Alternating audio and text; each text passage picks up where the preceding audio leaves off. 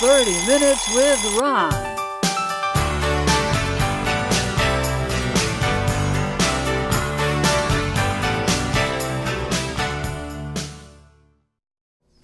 My name is Ron Gagliardi. I'm the host of 30 Minutes with Ron, and tonight we have two guests. Right over here is Tony Falcone. He's an interesting artist, and his wife, Judy Andrews. Welcome. Thank you. Thanks, Ron. I'm glad to have both of you here. In full disclosure, I know both of them fairly well, and some of my comments might show that because I know a little bit about what's going to go on here. All right, let us begin. Awesome. Mr. Falcone, I understand that you grew up in Woodbridge. Bethany. Bethany. See how much I understand? All right, so you grew up in Bethany, but you went to school in Woodbridge. Exactly. Yes. Went to Amity Regional High School. Okay. And is that where you learned your wonderful artistic abilities? Actually, I didn't learn, I even knew I was going to be an artist till I was about 27. I knew that, but I mean, you didn't have any art classes there? I was the kid in like 5th grade who did the maps, you know, because I kind of do artwork, but I didn't know I was an artist. Okay. And Judy, how do you come into this? Are you local to the area? Did you go to high school around here? No, I actually grew up in Southern California, went to high school there and college, and moved here in my 20s. But earlier in my life, I fancied myself owning a gallery in Hollywood. And I majored in art history until I moved here, and I finished my degree in psychology. So my art interest was latent for a long time until I met Tony. And that was a good person to meet. He was a great person to meet. All right, so here's the story. You're not really an artist. You don't know that you're an artist, but you're good at maps. And you take on a career as a what? Well, I was going to school, first of all, to be a business major, University of Bridgeport, and a school in Atlanta, Georgia, and I just didn't know why I was doing that, you know. So I ended up deciding I should figure out what I'm going to do in my junior year, and an opening in the fire department in New Haven started to look like it was going to happen. And my dad, being a captain in the New Haven Fire Department, said, look, you need a job, you need to get serious if you're not going to do school. So I said, okay. So I became a fireman.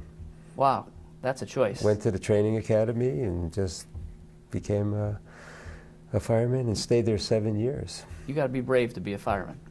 Well, let me just say that our first date, I got to go down the fire pole. Wow. That's right. I said, hey, you want to try something neat? And I took her to the firehouse on Whitney Avenue, and it has a really great brass pole. Yep. And Judy did great. That's the birth of pole dancing. Yes, probably. They don't know what firemen do after all. No. All right, so now I know a little bit about this part. I got this right, I think. You're in the fire department, and you decide that there's a wall, or somebody decides there's a wall that needs some kind of art on it. Right. And then something happens. A mural finds its way onto that wall, and sure you did it. Yep. Yes. Okay, so tell us what happened after that. Okay, I was really hating being a fireman because in 1974, when I was a fireman and a part-time, in my days off, a pool director at a country club and a lifeguard. And I hired this guy who was majoring in art. He was going to be an art teacher. And his name was Dan Dodona, awesome guy. And he said, hey, he saw me doing a doodle. You should do a mural with me. Let's do some art, because we were becoming friends. And I said, what's a mural? And he goes, oh, we'll paint on a wall. So I got into that. And then at the fire department, I had done a couple of outdoor murals, and this wall was looking like it was going to be a great mural wall because it was a brand new fire station in New Haven on Dixwell, and it was Dixwell and Webster, or Goff and Webster Street. Brand new fire station, giant blank wall. I'm a mural painter, so I convinced the chief, let me do a mural there, and that's what I did. I designed that to be 3 horses, life-size, pulling a steam engine. And it really was great. And that's how that mural came about. And people said, what are you doing being a fireman? Yeah, they'd come in. It was one of those classic, why are you a fireman? And I was actually trying to find a way not to be a fireman because now I saw how exciting being an artist was. So I wanted to do that full time. Well, I've always wondered about this, Judy. Here he is, a fireman, bringing home a nice salary, and all of a sudden he says, you know, I think I'd like to be an artist. And they have a reputation for being starving artists. So what was your reaction when you came home with this plan? Well, that's a very interesting historical question because I didn't know Tony I then. hadn't even met you Oh, Yeah. all right. Yeah. yet. I met Judy in Okay. '79. So he was already a starving artist. I met him when he was a Yes. starving artist, actually. And I was just, you know, it took him a while to tell me that he was an artist. And when he finally showed me his artwork, I was just amazed that a person with that amount of talent was so humble about it and didn't even bring it up and tell me about it for months. Judy and I met at a federal program called Ventures for Community Art. Community Improvement. And Judy was a job coach, and I was training inner city kids how to paint houses because it was right after the recession. And you weren't getting mural jobs. 1978. I wasn't getting any mural jobs. I had just done the Cinemark movie theater with that big mural. I remember and I thought, that. oh my God, the phone's going to ring off the wall. This is so. And it was like, you know, filing your nails, nothing going on. So I got this job teaching inner city kids and met Judy there, and that was like '78, I think, '78. So that was a neat time too. I got to go into something here. I grew up in Hamden and used to go to the Cinemark Theater and go up and down Dixwell Avenue and see this fantastic mural. It was a giant three-dimensional aquarium. And one side of it, the side that faced Dixwell Avenue, was this giant whale. And I thought, what a fantastic thing this is. I wonder who did it. It took years for me to find out who did it, because I'm not that good of a detective. And it was this guy and Mr. Dodona. That's correct. Yes. And there's a little story there, because you told me that the theater owner and the people who were paying for this wanted something on the rocks on the bottom of the aquarium. Oh no, it was a classic example of we needed a sponsor because if I got a commission to do this painting, I was going to leave the fire department. So I wasn't going to have money, so I thought, well, let's get sponsors that would love to see this mural happen. So WPLR sponsored a good portion of it, and then my dad had said, I want to sponsor part of it. He was great, and my dad and mom. And then the PLR people said, you know, we got to get a promotion out of this. Let's get some airtime of it. So we all went up to Boston to WEA, Warner Electric Atlantic Records, and went in, and it was like that scene from Kermit when he goes to see Mr. Big. You know, you open the doors, and you know the guy with the cigar. And I had made a model of the Cinemark movie theater with the painting on it. Put it down. Everybody loves it, and so we said, well, here's your opportunity to. You know, it's all about saving the whale because the whales were in it, Right. and this is a great statement, and you'll get some great stuff from it, you know. And he goes, you mean to tell me I'm going to give you money and I'm not going to get something else from it? I go, well, you get the pleasure of being a sponsor. He goes, no. He goes, we got to put faces on the fish. That's the guy. Faces Okay. on the Faces. porpoises, and I'm going, okay, time to go. But then I thought of doing the faces in the pebbles. Oh, okay, so that was your idea, but in response to what they needed. Well, was that or just walk out? Yeah, well, you don't want to do that. No. Rock stars. So I'm thinking, Rock we gotta stars, excellent. Pebble stars, rock stars. Yeah. So it worked. It was cool. All right, so now we've done the first major mural. That was the first one? That was the biggest first major That one? was only 10,000 square feet. That was one of the first big ones. Okay. But I had done other ones, the Bare Feet mural, ice cream cone murals. Nice. But the Cinemark was kind of like we thought was our magnum opus for mural painting. But it wasn't. No. No. Okay. So did you continue just with murals? Do we get to the horse mural with the jockeys in New Haven, or did you do portraits in between? Chronologically, the movie theater with the whales was in '77. Right after I left the fire department, I left and then started on that mural. Mm-hmm. The horses was in 1975 while I was still a fireman. Oh, part-time. No, I was a fireman full-time. I know, but you were a muralist part-time. Yes. Yeah, okay. And the feet painting was But that 70. was the horses in the fire department, not the horses on Sports Haven. Haven. Oh, okay. Oh, I'm sorry, yes.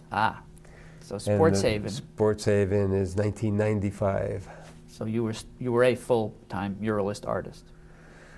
Yeah, after I left the fire department, I was Yeah. full-time doing that, and the other work was working with Judy, doing the inner city kids, Okay, teaching them how to paint houses. We should tell the viewers that if you go into New Haven and you see these jockeys and horses on a building, this is the guy who did it. And you had to make little drawings and then enlarge them and paint them. And you have a special kind of paint that always intrigued me. Right. Tell us about that paint, because I've never heard of anybody else using this. That is called potassium silicate, and it is literally like liquid glass. So when you use it, you apply it like you would paint, but it petrifies instead of normally drying like a plastic film. Turns back to rock so that it's totally water permeable, and in terms of outdoor murals, it won't fade probably for 50 to 100 years, and it will not peel ever. Wow. So that's Sports Haven's been up since '95, and still looks great. Just needs to be really power washing from all the highway. Grime, yeah. Tony really recently completed a mural in Hartford for St. Francis Hospital, Closer to Free mural, and he used that product there. I heard about this Closer to Free because some Right. friends of yours did a video. Right, Grady did. Yes. He's become sort of like my Padawan learner, you know. He's just a great guy. He's a great videographer, and we painted that mural Closer to Free, and he videotaped, and then we turned it into a little short video for YouTube, which is a lot of fun. He has a great soundtrack for it and everything. His mom told me about it. Now, was there any help? Does he have a partner that does these, or was it that was just Yes, Grady? his friend Mike is really terrific, and they came and did we were on a panel discussion for Finest Hours, the mural for the Coast Guard, and it was on NPR, and Harriet Jones was the interviewer. So we're sitting on stage, and Grady says, "All right, I'm going to bring Mike and we're going to set up." So he had cameras set up in all angles, and so he turned that into a real nice little 45-minute, the entire interview, and it was Excellent. It was a great Which piece. NPR ended up picking up and using as well. So Yeah, it's great. He's very good. Yeah, that's a good deal. And his Yep. mom is justly proud. yeah, good. Yes. Anyway, so you mentioned the Coast Guard, and I've always been impressed by this deal. The Coast Guard needed a mural, and you submitted a bid, and then things happened from that. I mean, you've been like the Coast Guard muralist for some years now. So you've done Yeah. like 10 or 12 of these murals? Well, go ahead, Judy. You tell him. Well, I'm sure you were instrumental in getting this. A little Yes. aside to that was that they had decided that the Coast Guard history was very unknown to people, and they wanted to begin this project called the Historical Murals Project. So they sent a national search letter out for artists to apply. So we got the letter because we were registered with the Connecticut Commission on the Arts. And I remember we had just purchased our house in Cheshire around that time, and we were stripping wallpaper. And Tony read the letter and threw it in the trash. That And would he have been a bad I said, move. you know, so why did you do that? Because although I've had my own career, I've helped Tony with his business since we met. So I'm kind of like the moonlight manager there. So I pulled it out of the trash and I said, this is a great opportunity. You know, they want a muralist. They want somebody who can work with a committee of people. You're very good with people. And Tony said, well, I'm not a marine artist. They're going to look for somebody who knows how to paint ships and seas. And I said, let's apply anyway. So take it away. Judy's really the visionary here, you know, when it comes to being an artist. I think she's great. Yeah, so it's classic, takes it out, and I'm going, Judy, that's not going to be anything. And sure enough, we get a letter going, well, thank you for showing your interest. Now you get to the next thought. Stage. Next stage, why don't you send some work, slides in and stuff like that. Oh, pretty good. We get another letter back, and then they're saying, oh, you're going to be a finalist, and we want you to make a presentation at the Academy. And thanks to Judy, here we've been working with them for 15 years. No, thanks to Tony. I just, you know, that talent had to be out there. Let's call it Joni. You know what? I like that. So we've done 10-foot canvases of the history from 1940 to 2001. And each theme would be a dramatic rescue or a part in history that, like 1940, would be helping troops across for convoy escort. encountering a German U-boat and ramming it and sinking it, and the Coast Guard did that. Nobody knows that. And Coast Guard landed our troops at Omaha Beach on D-Day, and no one knows that. Never knew that. And it just goes on, so it's a great project all about the history of the Coast Guard from Yes. 40 to 2001. One of the first paintings that Tony did in that series was a painting of 9/11, because right after the towers went down, the Coast Guard organized the evacuation of 600,000 people from Lower Manhattan in like 24 hours, and it's the single most the largest rescue. Evacuation in history. In maritime history, 600,000 people that day. Wow. So we did a painting of that. And then we've done another mural. We did a mural called Cadet's Journey, which I'm really proud of. It's a mural in a community room in the Coast Guard Alumni Center. And it shows the life of a Coast Guard person through what they encounter, maybe a book, the books they had to study, the compasses they had to learn, the sextants, and it's just like a big still life of trompe-l'oeil. And You're very good at trompe-l'oeil. Yeah. Judy, could you explain what trompe-l'oeil is for those of us Yes, who may not know? trompe-l'oeil is a French phrase that basically means fool the eye deceived. And a trompe-l'oeil painting will typically look real, three-dimensional. And you'll want to walk up and take something off the shelf, only to find out that you've, hit your fingers against the wall, because it's not three-dimensional, it's just two-dimensional. So this is a three-dimensional looking mural of objects that are important to the history of the Coast Guard. I've seen this, it's amazing. And the one, I've seen the 9/11, is that in a special place? Is that in D.C.? Is that the one that went to D.C.? Well, we did an exact copy of it, large enough for public display, because the painting's 9 by 7 feet. So we did something that could be set up on like a stand, and it was there was an opportunity for the 10th anniversary of D-Day, so we suggested that the Coast Guard have this on the Intrepid Museum in Manhattan, because they were showing a movie called All Available Boats, which is what happened, and it was narrated by Tom Hanks, and it showed that day. So here we have that day of how the Coast Guard responded in this painting outside. So we were really pleased that they agreed to commission that.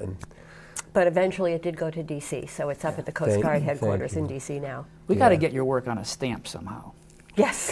If you're listening out there, stamp committee, this guy's work should be on Well, a what's stamp. interesting is that although Tony does monumental works of art, many of them are huge, he actually won a label contest for a wine bottle with a 9-foot painting. So the vineyard took the 9-foot painting and made it into a little octagon label. Yeah. So Wow. it's true, you could take large art, That's right. put it on a small surface. Now, speaking of large art, we have some things out here, some beautiful artworks. And that one talks about your murals, or shows your murals. And this one is about your portraiture. Tell us a little about those murals that are on that one. Okay, I'll start up here. This is called Hoops and Hurdles, and it's a mural that is in the Floyd Little Fieldhouse in New Haven, which is right next to Hill House High School. It's a regional field house. Yep. And I wanted to depict high school sports, so I depicted basketball and hurdling. And then there's paintings. These are all on raised panels and canvas. And then there's paintings that wrap around, and it's the world of sports, and it shows like a tennis ball as a planet and a baseball as a... It's just like outer space with wonderful objects, all these baseballs and footballs and tennis balls floating. And that was... that was done about 10 years ago. That was through a commission, Percent for Art, which is a wonderful federal program giving 1% of a federal funded building to be mandatory that it goes toward arts, some kind of commission like a painting or a sculpture. This would be a private home with a bathroom scene, just wonderful, sort of it's just something to evoke just relaxation. This mural this was originally done of the history of New Haven. It's a 22-foot painting on canvas, and it was commissioned by Burger King restaurants in downtown New Haven, right on the corner of Church and Chapel. And when the owner wanted to basically sell all his restaurants, and he's a great guy, he goes, "Tony, what can we do with these paintings?" I said, "Well, if you don't want them, why don't you donate them to someone who really could use them. And I finally found that Albertus Magnus College thought it would be great, and they have 2 large rooms, so we put 2 paintings, 2 different subjects, 22 feet. They were removable because I paint murals on canvas, and then I create a system where they could be moved and just replaced with the frame around them, and you'll have a mural in a new location. So that's at Albertus Magnus, and this is a trompe-l'oeil mural, like Judy was describing before. This is a mural that when you walk in the room, you get the feeling there's a trunk of a tree, and these are wisteria, and there's birds and butterflies, and so that's in a private home. Well, how about Albertus Magnus? Can you tell us about this degree that this fellow has? Well, that's a coincidence, actually. It was very, very nice. Tony, as he had said earlier, tried out college, didn't find that it was for him, loved art, without ever having been taught art. He does amazing art. And we got a letter one year from Albertus Magnus inviting Tony to be a candidate for an honorary degree, a Doctor of Humane Letters. And they had selected him from a pool of people that they felt deserved this award. So I can't remember what year it was, but Tony was given the honorary Doctorate of Humane Letters. He was in the graduation day parade. He wore the cap and gown. He has a beautiful stole at home with the colors of Albertus Magnus, and he has this wonderful honorary doctorate. You are the first honorary doctorate person ever to appear on this stage on the 30 Minutes with Ron show. I am so pleased and honored. Well, thank you. I took him out to dinner that night after the event, and of course I made the I made the reservation in the name of Dr. Falcone. Excellent. Good move. All right, now we're going to get to portraiture, because this is a fantastic one, and there's a wonderful one sitting on the table. So let's get those 2 in. Great, thank you. This is one of my favorite portraits. It's of Judy and the 2 grandchildren, Artie and Oscar. 9 years ago. We were in a ago. Cheshire corn maze when I saw this. Just it happened in front of me, took a quick grab shot, and I ended up saying, gee, Judy's birthday's coming up, I have to surprise her. So this is a portrait done in oil of Judy and the grandkids at the Cheshire corn maze, and that was a surprise for her birthday. It's amazing. Thank you. Yes. The more amazing part, even though it is actually amazing, was that he kept it a secret from me. I had no clue. I was totally surprised. Yep. But the boys love it, and Of course. our daughter and her husband love it. Yeah. And then this portrait here, there's a couple of stories around this portrait on the table here. Can I show it? Yes, you may. Yep. I recognize that person. I was hoping you'd recognize him. That's Barry. That's Charlie Davis. Oh, No. yeah. Yep. This is done in pastel, and just a wonderful story is I wanted to do something to show like the greater New Haven area that I'm really into portraits, because a lot of people think I just painted big murals for a while. And I ended up hearing about through our friend Leslie that there was going to be an event at the Omni. And why don't you tell what happened? President Obama's initial inaugural ball was in this area, was held at the Omni Hotel in New Haven. And our friend was chair of the committee for that ball. And so we worked out an agreement where Tony would create this portrait of President-elect Obama. And then that night at the ball, it would be auctioned off, and the money raised would go to the New Haven Public Education Scholarship Fund. So it was advertised, people came, and it was a very, very successful auction. And they made, they made good money for the scholarship fund. Excellent. And we worked out an agreement with them as well to make prints. So we have prints available of that. Cool. Is that your phone? That's my phone. How euphonious. Well, we'll just keep it going. We like to have a little background music every so often. It might be a phone-in caller. It could have been. Well, now, I want to make sure we get in this sculpture here. This is a sculpture of Otto Graham. Yes. And I don't think you knew you were a sculptor either. Well, he knew he was a sculptor inside, but he had never had the opportunity to sculpt until a couple of years ago, and he had his first opportunity. Yep. And so tell us, sir, how did this happen? Let's see. After doing murals at the Coast Guard for about 10 murals, and people liked that work so much. I got an email from a gentleman who wanted to commission this. It was just said, we'd love to commission you to do a bronze portrait of Otto Graham. Tell us who Otto Graham is. And Otto Graham is a famous NFL Hall of Fame football player, played with the Cleveland Browns during the early 60s, actually the late 50s, early 60s. Then when he was retiring, people said, what are you doing? And we know somebody at the Coast Guard Academy who said they really need a football coach. And he actually took them up on it, and they made him a captain, and he became their athletic director. And he coached their team, which was not doing that great in their division, like probably ever. He coached them to like an unprecedented season with no losses, no ties. They went on to their division championship. And so they loved him, and they said, gee, for our 50th class reunion, we want to have Tony do a portrait of him in bronze. So I said to them, Bill, that's so great, thank you. I would love to do it, and I think I could do a nice job, but I have nothing to show you. I've never sculpted before. And his classic answer was, you'll be fine. We want you to do it. And it just was really exciting to do my first sculpture. It's amazing. Well, we're getting to the close of the show, believe it or not. I want to make sure that we get your website information, and it'll probably come up on the screen, but I wanted you to tell us about your website. So maybe Judy could tell us how that's going. We've got about a minute left. We launched our new website in December of this year at our studio, and the website address is www.falconeartstudio.com. Okay, and I'm sure it has different sections, right? It does. Murals and portraits. It does. Yes. You can spend lots of time exploring all the different facets of Tony's artwork. Well, you are both amazing. I'd like to thank you both for appearing. Thank you, Ron. I'm not amazing. I'm just magnificent. There you are. Yeah. See, no, I can't have All right, that. so thanks for tuning in. We hope you enjoyed, and we hope you learned a few things. Thank you.